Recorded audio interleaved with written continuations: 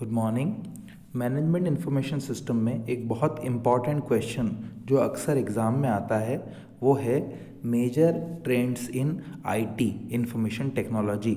इसको इस नाम से भी पूछा जा सकता है, मेजर ट्रेंड और development in MIS management information system. तो सबसे पहले आप अपने सिलेबस को देखिएगा। ये सिलेबस मैं अभी फ़िलहाल बात कर रहा हूँ बीबीए थर्ड ईयर की, जो विक्रम यूनिवर्सिटी में एप्लीकेबल है। बीबीए थर्ड ईयर में फर्स्ट यूनिट में एक पूरी लाइन लिखी हुई है, major trend in information technology. शुरू में दिया है एमआईएस डेफिनेशन फ्रेमवर्क, और उसके साथ में एक क्वेश्चन और है, एक टर्म और है, major trend in information technology. आज हम उसी को डिस्कस कर रहे हैं। जैसा कि आपको पता है कि आईटी की फील्ड में रोज़ चेंज होते हैं। Every year new trend arisen with in this industry. IT की फील्ड चाहे जो भी टीसीएस बोल दें, विप्रो बोल दें, एचसीएल बोल दें, इन सभी कंपनीज़ में नित नए रोज़ क्या हो रहे हैं, चेंज हो रहे हैं। और किसी भी तरीके का प्रोफेशन हो, अगर इंफॉर्मेशन टेक्नोलॉजी में अगर वो चेंज हो रहा है तो ऑब्वियस बात है कि सॉफ्टवेयर इंजीनियर्स को, आईटी प्रोफेशनल्स को उनके साथ एक्लेमेटाइज होना पड़ेगा। उसी को लेकर मैं आपके बीच में आया हूँ। ये इंट्रोडक्टरी पार्ट है जो आप रीड कीजिएगा। सबसे पहले मैं आपके बीच में जो लेकर आया हूँ, सबसे बड़ा जो ट्रेंड है इंफॉर्मेशन टेक्नोलॉजी का, वो है क्लाउड कंप्यूटिंग। बहुत फेमस टर्मिनोलॉजी है और आज 10 में से 9 लोग जो आईटी फील्ड के हैं वो इस टर्म को अक्सर यूज़ करते हैं। देखिए, क्लाउड कंप्यूटिंग बेसिकली है क्या। क्लाउड का मतलब होता है बादल। किसी भी प्रकार की ऐसी सर्विस या सॉफ्टवेयर या सर्वर पर स्टोरेज की स्पेस को दिया जाए या अन्य कोई सेवा दी जाए, वो क्लाउड कंप्यूटिंग है। One of the biggest trend that have emerges during the past year that is of cloud computing. इसको ऐसे समझें कि जब भी हम अमेज़न या गूगल की सर्विसेज को जब इस्तेमाल करते हैं, यूज़ करते हैं, तो हम अपने सारे डेटा को एक तरह से क्लाउड पे ही स्टोर करते हैं। क्लाउड मतलब बादल, मतलब ये वर्चुअल टाइप की फिनोमिना हो गया। जब भी हम अमेज़न और गूगल की सर्विसेज को इस्तेमाल करेंगे या यूज़ करेंगे, तब हम ऑब्वियसली अपने सारे डेटा को क्लाउड में ही स्टोर करते होते हैं, क्योंकि स्पेस वहाँ पर अनलिमिटेड होता है।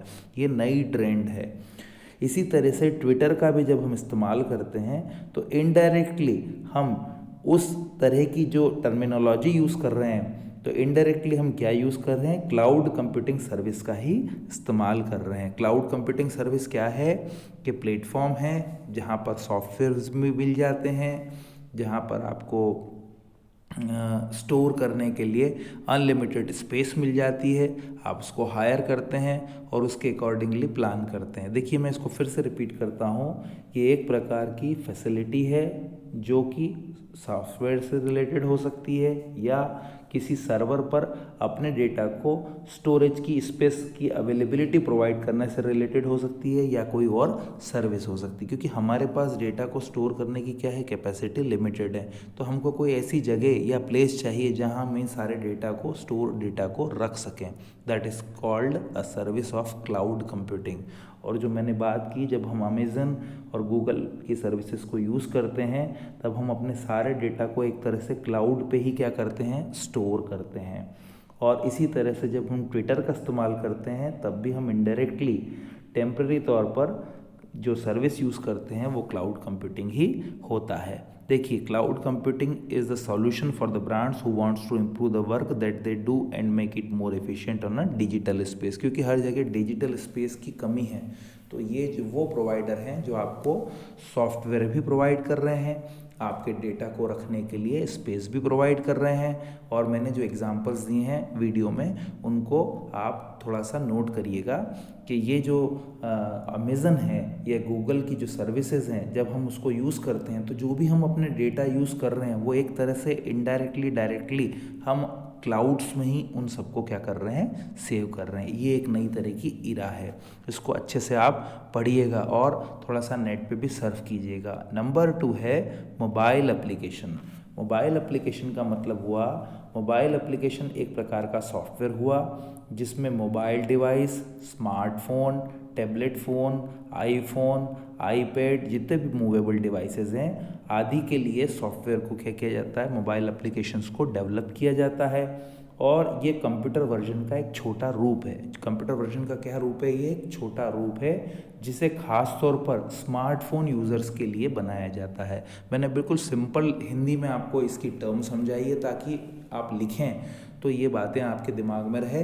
बाकी इंग्लिश का लिटरेचर तो आपके सामने है। Mobile application have only grown in popularity over the past few years and this year they are surfacing in bigger and better ways. Brands and industries all over the world are trying to find ways in which one can improve their work through the use of mobile application. तो आपको ये बात समझ में आई होगी कि mobile application एक software है जो मोबाइल डिवाइस में जैसे स्मार्टफोन या फिर पोर्टेबल जितने भी टैबलेट्स हैं, पीसी हैं, आईफोन हैं, आईपैड हैं आदि में के लिए विकसित किया जाता है। और ये कंप्यूटर सॉफ्टवेयर का एक छोटा सा रूप है, उसी का फॉर्मेट है, पर इसका रूप क्या है? फॉर्मेट छोटा है और इसे स्पेशली स्मार्टफोन यूज़र के लिए डिज़ाइन किया गया है। ठीक है, तो पहला आपको क्लाउड कंप्यूटिंग पढ़ाया लेटेस्ट ट्रेंड में, दूसरा आपको मैंने शेयर किया मोबाइल एप्लीकेशन, ये सब MIS में भी यूज़ होते हैं। तीसरा है बिग डेटा एनालिसिस, ये टर्म भी आजकल बहुत ज़्यादा यूज़ हो रही है। देखिए क्या होता है कि FB पे डेली ऐसी एनालिसिस है कि 500 टेराबाइट से भी ज़्यादा डेटा जनरेट होते हैं पूरी दुनिया में, और ये डेटा बेसिकली फ़ोटो के रूप में, वीडियो के रूप में, चैटिंग के रूप में, कमेंट्स के रूप में होते हैं। अब इतने सारे बड़े डेटा को कलेक्ट करना, ऑर्गेनाइज करना, उसको एनालाइज करना, इसी का नाम बिग डेटा एनालिसिस है। इसका बड़ा फ़ायदा कंपनीज़ को ये होता है कि वो कंज्यूमर के हिडन पैटर्न को, उनकी आदतों को पता लगाने में यूज़ करते हैं और फिर उसी हिसाब से आगे की डिस्कवरियों को किया जाता है। होता क्या है, जैसे कोई पर्टिकुलर कंज्यूमर किसी चीज़ का शौकीन है, अगर उसका वो हिडन पैटर्न पता चल जाता है कंपनी को, तो कंपनी आगे से फिर ऐड उस व्यक्ति को उसकी चॉइस के हिसाब से ही करती है। तो बिग डेटा एनालिसिस क्या है? आप जब एग्ज़ाम में आए तो मेंशन कीजिएगा फेसबुक जो डेली 500 टेराबाइट टेराबाइट से भी ज़्यादा डाटा जनरेट करती है। और बेसिकली ये जो डेटा है वो फ़ोटो के रूप में, वीडियोस के रूप में, अपलोडेड मैसेज के रूप में, कमेंट्स के रूप में करने से जनरेट होते हैं। और ये डेटा इतने ज़्यादा होते हैं कि इनको फिर कलेक्ट करके ऑर्गेनाइज करना, फिर एनालाइज करना, ये सब जो कवर करता है वो बिग डेटा एनालिसिस कहलाता है। जिससे इसका यूज़ क्या है? हिडन पैटर्न्स का, कंज्यूमर्स की छुपी हुई आदतों का पता लगाना और इस इम्पॉर्टेंट इन्फॉर्मेशन को डिस्काउंट कर सके। कौन डिस्काउंट कर सके? कंपनीज डिस्काउंट कर सके, मतलब उसका दोहन कर सके, उसका यूज़ कर सके। भाई आपकी चॉइस, मान लीजिए आप फूडी हो तो खाने के आप शौकीन हो, आप मान लीजिए कार का शौक़ है तो आप ज़्यादातर जो सर्फिंग करते हो कार रिलेटेड मॉडल्स की करते हो, आपको गजेट्स का शौक़ है तो आप उससे रिलेटेड सर्फिंग करते हो, आपको बुक्स का शौक़ है तो आप बुक्स से रिलेटेड करते हो, आपको मूवीज़ का है, आपको सॉन्ग्स का है, या आपको एस्ट्रोलॉजी का है। ये जितनी भी आपके प्रेफरेंसेस हैं इन सबको ये एनालिसिस करने का क्या करती है? काम करती है, ताकि कंपनीज़ को ये पता चले कि यूज़र को असल में चाहिए क्या। ये कहलाती है बिग डेटा एनालिसिस, जो कि डेटा के बड़े कलेक्शन को या समूह को कलेक्ट करती है, ऑर्गेनाइज करती है और फिर एनालाइज करके कंज्यूमर्स के हिडन पैटर्न का पता लगाती है। देखिए तीसरा वर्ड है ऑटोमेशन, इसको हिंदी में बोलते हैं स्वचालन। देखिए ऑटोमेशन का मतलब हो गया कि कम से कम ह्यूमन इंटरवेंशन हो, आदमी के हाथ का यूज़ नहीं हो और प्रोसेस ऑटोमेटिकली चलती रहे। एग्जाम्पल है रोबोटिक्स। रोबोटिक्स में क्या होता है कि मैन्युफैक्चरिंग प्लांट में रोबोटिक्स असेंबली लाइन से वो सारे काम कर दिए जाते हैं जो पहले मनुष्य हाथ से करता था। तो इसका एग्जांपल ऑटोमेशन में क्या हो गया कि ऑटोमेटिक मशीन्स हो गई हैं और ऑटोमेशन के थ्रू, रोबोटिक्स के थ्रू वो सारा काम जो ह्यूमंस हाथ से करते थे, अब वो काम कौन कर रही हैं? मशीन्स कर रही हैं। इसको बोलते हैं स्वचालन या ऑटोमेशन। अब अगला पांचवा पॉइंट है आर्टिफिशियल इंटेलिजेंस। आर्टिफिशियल इंटेलिजेंस की तरह किसका बेसिक सरल मतलब हुआ, इंसान की तरह सोच कर समझ कर कोई काम अगर मशीन करने लग जाए तो वो है कृत्रिम बुद्धि। आर्टिफिशियल का मतलब होता है नकली, कृत्रिम, और इंटेलिजेंस का मतलब होता है बुद्धि, IQ। तो जब इंसान की तरह सोच समझ कर मशीन या कंप्यूटर काम करने लग जाए, वो एग्जाम्पल है आर्टिफिशियल इंटेलिजेंस का। आपने देखा होगा कि जब भी हम कोई चीज़ को टाइप करते हैं तो वो अपने को सजेस्ट कर देता है, मोबाइल या सिस्टम, या हमारा ऑटो करेक्ट कर देता है। ये क्या है, हमारी स्पेलिंग गलत होती है तो वो हमें सजेस्ट कर देता है कि भाई यहाँ स्पेलिंग का एरर हो रहा है, आप स्पेलिंग को ठीक कर लीजिए। आर्टिफिशियल इंटेलिजेंस का सरल मतलब हुआ, कंप्यूटर और सॉफ्टवेयर तो इंसान ने ही बनाया है, पर उसमें इमोशंस नहीं होते हैं, पर उसमें अब क्या डाल दिया गया है, दिमाग। और वो दिमाग है, वो ऐसा प्रेजेंट करता है जैसे वो इंसान का ही दिमाग है, क्योंकि उसमें बहुत सारे पैटर्न्स डाल दिए जाते हैं, बहुत सारे थॉट्स डाल दिए जाते हैं, बहुत सारी चीज़ें जो ह्यूमन के लॉजिक्स की हैं वो ऑलरेडी उसमें इंसर्ट कर दी जाती है। और फिर वो आर्टिफिशियल इंटेलिजेंस किसकी तरह बिहेव करने लग जाता है, just like a human being, that is called artificial intelligence. छठवां पॉइंट है स्मार्ट टेक्नोलॉजी। आपने सुना होगा स्मार्टफोन, आपने सुना होगा स्मार्ट स्विचेस, आपने सुना होगा स्मार्ट रेफ्रिजरेटर। ये जितनी भी चीज़ें आप सुनते हैं, स्मार्ट का मतलब ये है कि वो एक स्टेप फर्दर हैं, मतलब उनको सिखाने की ज़रूरत नहीं है, वो प्रोग्राम्ड है, that is called smart technology. और इसमें बहुत सारे फीचर्स होते हैं जिससे कंज्यूमर्स का क्या होता है, यूज़र का टाइम बचता है। और इसके अलावा टाइम बचने से utilization of the resources proper हो पाता है। तो स्मार्ट टेक्नोलॉजी का मतलब यही हुआ कि जहाँ पर आप स्मार्टफोन जैसे यूज़ कर रहे हैं या फिर स्मार्ट वॉचेस यूज़ कर रहे हैं। बहुत अच्छा एग्जांपल अभी मेरे दिमाग में है, स्मार्ट वॉचेस, जिसमें आप अपने हेल्थ से रिलेटेड फीचर्स डाल सकते हैं, कितनी स्टेप्स आप चले, आपने कितनी कैलोरी का लॉस किया, इस तरीके से आप अपना शेड्यूल डालते हैं, वो आपको एडवाइस करती है।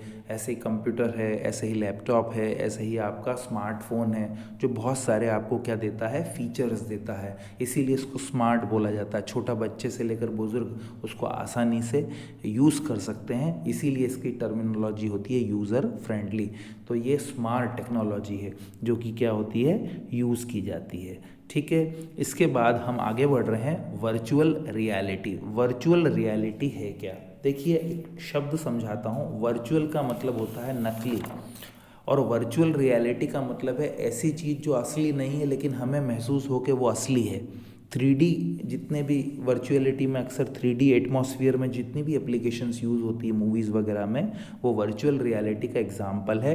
एंटरटेनमेंट में, वीडियो गेम्स में, मेडिकल्स में, मिलिट्री ऑपरेशंस में। और जब हम मूवीज़ देखते हैं तो ऐसा फील होता है कि वो एक्चुअल है, जबकि एक्चुअल वो नहीं होती है, वो सिर्फ हाइपोथेटिकल होती, काल्पनिक होती है। तो काल्पनिक दुनिया, सपनों की दुनिया को क्रिएट करने के लिए जो क्रिएट किया जाता है उसको वर्चुअल रियलिटी बोलते हैं। एग्जाम्पल के लिए, जब हम कार रेस का गेम पर्टिकुलर चलाते हैं, गेम यूज़ करते हैं, तो हमें ऐसी फीलिंग आती है कि कार हम खुद ड्राइव कर रहे हैं, जबकि रियलिटी में ऐसा नहीं होता। इसको बोला जाता है वर्चुअल रियलिटी। ठीक है, इसके अलावा फिर आगे बढ़ते हैं हम ऑगमेंटेड रियलिटी। ऑगमेंटेड रियलिटी भी वर्चुअल रियलिटी से रिलेटेड है। इसमें भी वही डिजिटल गेमिंग, सेना के प्रशिक्षण, इंजीनियरिंग आदि यूज़ करते हैं। लेकिन इसके सबसे ज़्यादा इम्पॉर्टेंट ऑगमेंट रियलिटी का सही टर्म ये है कि कोई भी ऐसा काम करना जो बेहतर से और बेहतर दिखाया जा सके, उसको बोलते हैं ऑगमेंटेड रियलिटी। देखिए इसका बहुत अच्छा एग्जांपल समझाता हूँ मैं, कि पहले किसी का पोस्टमार्टम करने के लिए बच्चे जब मेडिकल ट्रेनिंग में होते हैं तो मुर्दा जो रहता है या उसकी जो बॉडी रहती है उसको लाया जाता है, फिर बच्चों को सिखाया जाता है। अब ये पैटर्न लेटेस्ट मेडिकल फील्ड्स में बदल चुका है। ऑगमेंटेड रियलिटी में क्या होता है, बिना मुर्दे के शरीर का इस्तेमाल करके उसको इस तरीके से प्रज्यूम करके और स्टूडेंट्स को परिचय करवाया जाता है ह्यूमन ऑर्गन्स का। ये क्या है, ऑगमेंटेड रियलिटी। कहने का मतलब क्या है कि मुर्दा शरीर ही नहीं है, उसका आप यूज़ ही नहीं कर रहे हो, लेकिन इस तरह का एटमॉस्फेयर और इस तरह की एक्सपीरियंसेस दिए जाते हैं बच्चों को, छात्रों को, मेडिकल स्टूडेंट को, कि हाँ वो उसी तरह का डायग्नोसिस कर रहे हैं। इस तरह की चीज़ों को किसमें बोला जाता है, ऑगमेंटेड रियलिटी। सरल शब्दों में किसी भी चीज़ को बेहतर से और बेहतर दिखाना, ताकि ऐसा महसूस हो कि वो और ज़्यादा मतलब आपके समझने में काम आए। एग्जाम्पल के लिए जैसे डिजिटल गेमिंग हो गया, एजुकेशन हो गया, मिलिट्री ट्रेनिंग हो गई, और ये बहुत कुछ आर्टिफिशियल इंटेलिजेंस से ही कनेक्टेड भी है। और मैंने मेडिकल साइंस का जो आपको बताया कि पोस्टमार्टम जब होता है तो रियल डेड बॉडी का होना ज़रूरी है, लेकिन ऑगमेंटेड रियलिटी में ऐसा नहीं होता है। स्टूडेंट्स को ऐसा आभास या फीलिंग होती है कि वो उसी पे जाकर क्या कर रहे हैं, सारी चीज़ें एग्जामिन कर रहे हैं, उनको ये फीलिंग कराया जाता है। इसीलिए लिखा है augmented reality is another approach of the artificial experiences. हम कृत्रिम तरह का अनुभव करते हैं। हम यहीं बैठे हैं और कश्मीर का एक्सपीरियंस लें, ये एक तरह की ऑगमेंटेड रियलिटी है। हम यहीं बैठे हैं और स्पेस के बारे में समझने लग जाएं, देखने लग जाएं कि ये चांद सितारे हैं, स्पेस में ऐसा होता है, तो ये रियलिटी नहीं है, ये ऑगमेंटेड रियलिटी है, मांगी गई। तो ये आर्टिफिशियल इंटेलिजेंस का ही क्या है, एक्सटेंसिव रूप। देखिए एक नई टर्मिनोलॉजी और यूज़ हुई है, ब्लॉकचेन डेटा। देखिए क्या हुआ है, जो भी स्टूडेंट्स थोड़ा न्यूज़पेपर वगैरह या शेयर मार्केट की चीज़ें पढ़ते हैं या देखते हैं, उनको ये पता होगा कि बिटकॉइंस नाम की करेंसी चलती है। बिटकॉइंस क्या है?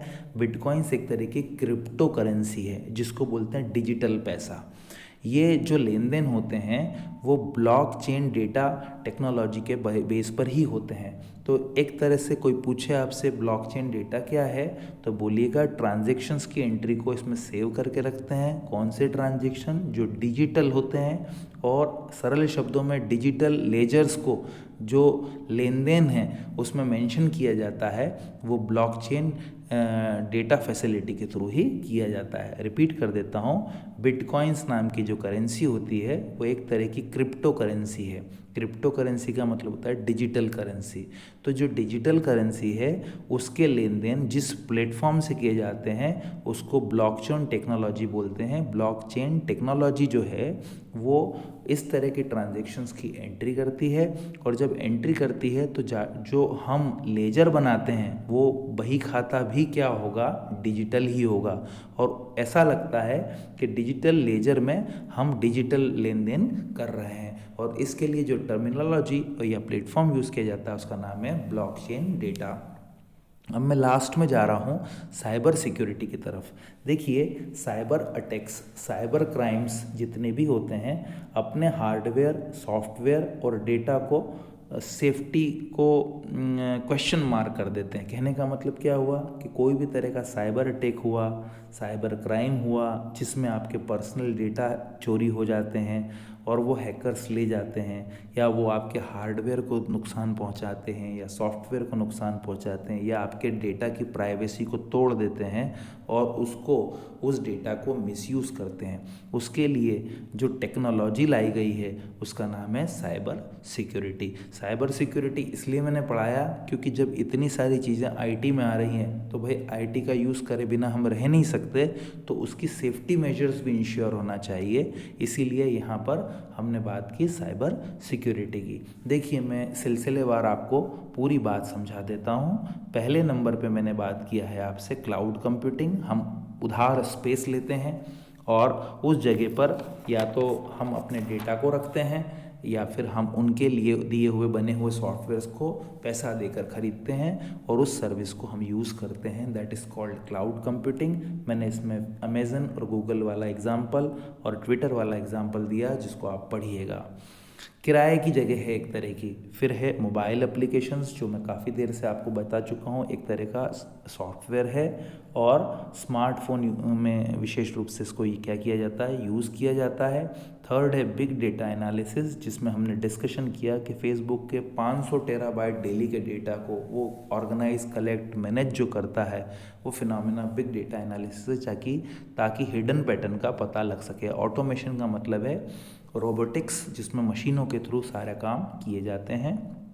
आर्टिफिशियल इंटेलिजेंस का मतलब है इंसान की तरह ही सोचने वाला दिमाग, इंसान की तरह ही सोच समझकर जो काम करता है वो टेक्नोलॉजी आर्टिफिशियल इंटेलिजेंस है। स्मार्ट टेक्नोलॉजी में मैंने smart refrigerator, smart watches, smart TV, smart phones, इन सब के एग्जाम्पल दिए जो यूज़र फ्रेंडली होते हैं। वर्चुअल रियलिटी में मैंने 3D का एग्जाम्पल दिया और ये समझाने की कोशिश की कि वर्चुअल रियलिटी वाकई में सच्चाई नहीं है। एंटरटेनमेंट में, वीडियो गेम्स में, मेडिकल में, मिलिट्री में, मूवीज़ में इनका यूज़ होता है। है।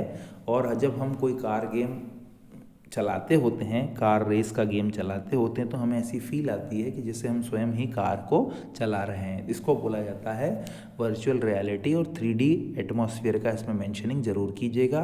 ऑगमेंटेड रियलिटी भी वही कुछ है। इसमें मैंने आपको एक डेड बॉडी का एग्जांपल दिया कि मेडिकल्स के स्टूडेंट को डेड बॉडी लाकर नहीं दी जाती है, इस तरह का उसको आर्टिफिशियल एक्सपीरियंस कराया जाता है कि उसको ये फील होता है कि ये बॉडी है, और उसी पर जाकर वो अपनी स्टडी करता है। एक तरह से किसी चीज़ को और ज़्यादा बेहतर बनाना। बेसिकली इसका यूज़ मेडिकल साइंस में, डिजिटल गेमिंग में, इंजीनियरिंग में और मिलिट्री की ट्रेनिंग में किया जाता है। ब्लॉकचेन डेटा में मैंने आपको डिस्कस किया क्रिप्टो करेंसी, डिजिटल करेंसी के बारे में। ये वो प्लेटफॉर्म है जहाँ पर डिजिटल करेंसी को एक्सचेंज किया जाता है, और ये लेन देन ब्लॉकचेन टेक्नोलॉजी पर बेस्ड होते हैं। ट्रांजैक्शंस की एंट्री को सेव करके रखते हैं ताकि डिजिटल लेजर्स में कोई भी डिजिटल लेन देन को हम देख सकें। और इसके लिए जो डिजिटल करेंसी है उसका नाम है बिटकॉइंस, जो क्रिप्टो करेंसी है, यानी कि डिजिटल पैसा। और आखिरी में मैंने आपसे डिस्कस किया साइबर सिक्योरिटी।